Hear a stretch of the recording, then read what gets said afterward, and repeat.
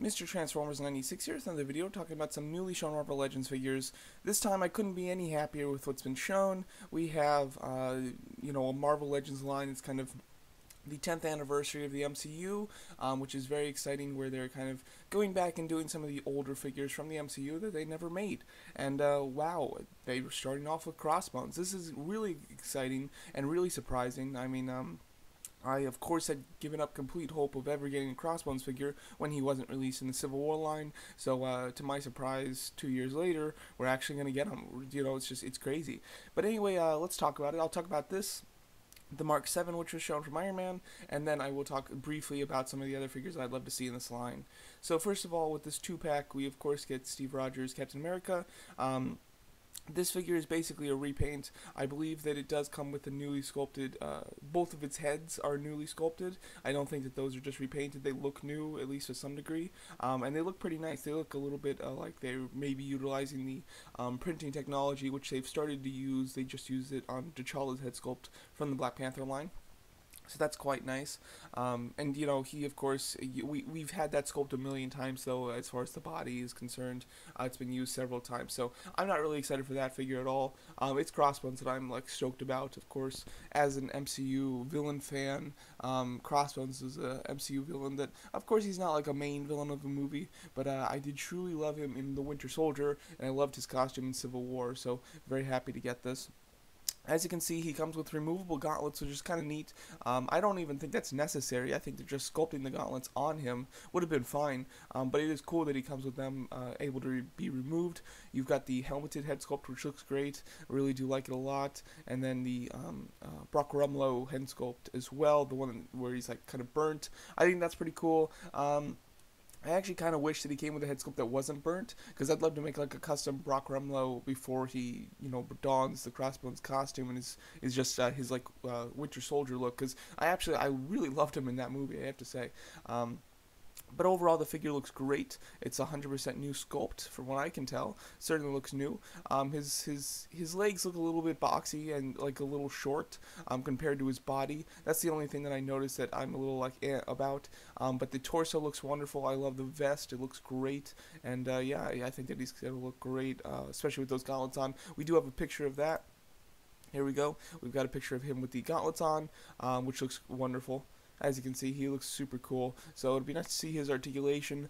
Of course, I imagine that it's pretty standard for Marvel Legends. I'll be interested to see where the torso articulates, because obviously with that vest on, I don't think he's going to have great range when it comes to the torso, but the rest of him should have a nice range, at least somewhat standard for Marvel Legends. And then we also have the Mark 7. This is really exciting as well. This looks like a great figure too. The paint looks extremely shiny. The only place where it really doesn't have that sheen to it is in the abdomen section. I don't know why, but it doesn't look quite shiny. But it looks wonderful. I love the Mark 7. It's one of my favorite armors. The repulsor blasts being shot from his hands look great. Of course, those are standard repulsor blasts. However, they're yellow, which I think actually work pretty nicely. We do have another image or two of it. There's the backside, which looks very cool. The flaps do open, which is pretty awesome. Definitely liking that a lot. Overall, I do plan to pick up the Mark 7. The single carded figures apparently will retail for $25. The 2-packs will retail for $50. So they did go kind of up in price. Considering it's a specialty anniversary line, I'm okay with it. Simply because I'm just so stoked that they're doing this. I mean, I love my favorite Marvel Legends figures are movie ones. I'm more attracted to the movie figures. I have fun with the comic ones, but the movie ones are what I really like. And there's been so many movie characters that they've passed up on. I would love for them to go back and make them, because apparently this will be a full line. It won't just be these figures. It will be some more figures. Apparently, the Marvel News website is reporting that there was a rumor about 2 years ago about a line similar to this, and in that line, rumored was Pepper Potts and Yellow Jacket. So I wouldn't hold your breath that rumor is true. However, if this line does continue, like it's promised to be, and when more figures are shown at New York Toy Fair 2018 this year, in a couple days, because that's just this weekend, I wouldn't be surprised if they do show some more than this. And for me personally, I would love to get a 2-pack line where they do heroes and villains, and they kind of do the ones that we haven't seen before, and they kind of repaint the heroes and make new villains, such as Doctor Strange and Caecilius, Ant-Man and Yellow Jacket, a different Mark from Iron Man with Whiplash, things like that. That would be wonderful. So that's really what I'm crossing my fingers for. We'll see if I can just pick like one figure. It would probably be Yellow Jacket.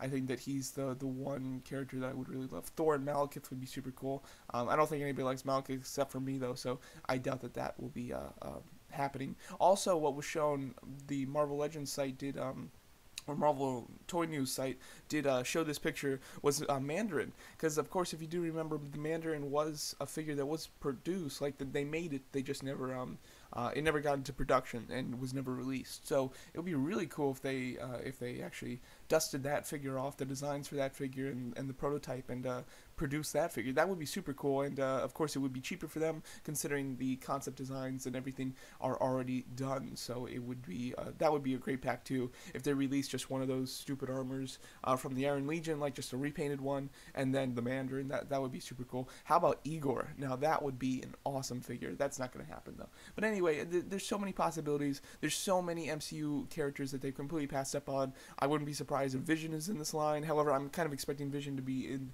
one of the Infinity War waves, so I'm not expecting him, but I am expecting to get him in 2018. So there's lots of characters that they can do, and there's plenty that they probably will do. So I'm very excited to see this.